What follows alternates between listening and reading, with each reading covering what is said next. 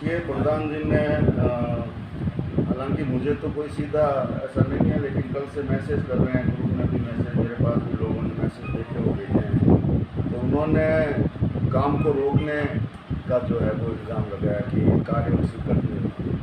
जबकि मैं बता दूं कि प्रधान जी के कार्यक्रम करने के पश्चात लगभग 9 करोड़ के काम स्वीकृत हुए और अलग अलग मेंबर वाइज अगर अपन देखें तो हाईएस्ट जो है वो करीब एक मेंबर के लगभग 90 लाख क्षेत्र में स्वीकृत हुए हैं और एक मेंबर जो है वो अगर लोएस्ट पे जाए तो करीब 10 लाख स्वीकृत हुए। तो ये जो वेरिएशन है एक मेंबर से दूसरे मेंबर का, इसमें मेरा कोई इंटरफेयर नहीं है। ये प्रधान जी के अनुमोदन से ही सारे काम होते हैं। फाइल जब चलती है तो सबसे पहले प्रधान महोदय का अनुमोदन होता है, तत्पश्चात फाइल आगे चलती है।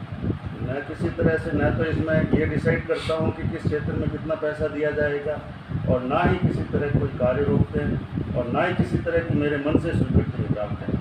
मैं आपको बता दूं कि 5 लाख रुपए तक की स्वीकृति निकालने के पावर विकास अधिकारी को है, लेकिन मैंने आज दिन तक एक पैसे की स्वीकृति अपने मन से नहीं निकाली।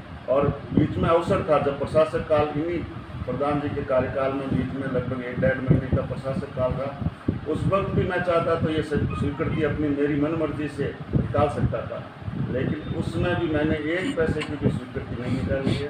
अगर प्रधान जी ये कह रहे हैं तो सारा रिकॉर्ड उनके सामने है, वो सारी चीज़ देख सकते हैं। धरना प्रदर्शन की मैं समझता हूँ जहाँ तक उसकी कोई आवश्यकता नहीं थी, उनका सारा रिकॉर्ड उनके पास है और जब जिससे चाहे बुला के देख सकते हैं। और वो खुद भी मेरे से भी पूछते हैं, मेरे अतिरिक्त मेरे स्टाफ जो है उनसे भी बुला के सारी सूचनाएँ लेते हैं। सर, पूर्व विधायक ने आरोप लगाया है कि आपके भ्रष्टाचार के दस्तावेज संपूर्ण उनके पास है। ये कहाँ, इसमें सत्यता क्या है सर? वो तो वही बता सकते हैं।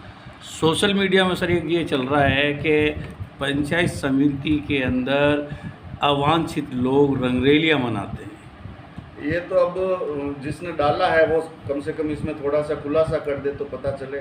बाकी अब इनको मेरे से मिलने आ रहे हैं, उन पे भी आपत्ति है, तो उसमें तो अब मैं क्या कह सकता हूँ। कोई मेरे से मिलने आएगा, बीमार हो जाता हूँ तो हालचाल पूछने भी कोई आता है।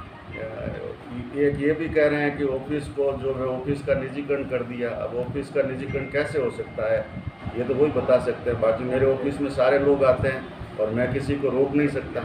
उसमें एक आरोप ये भी है सर कि आप विधायक महोदय के दबाव में आकर सारे निर्णय लेते हैं। विधायक महोदय का कोई दबाव नहीं। मैं आपको बता दूं कि विधायक महोदय का अगर दबाव होता तो इनके खुद के गृह पंचायत में भी बहुत कम पैसा गया।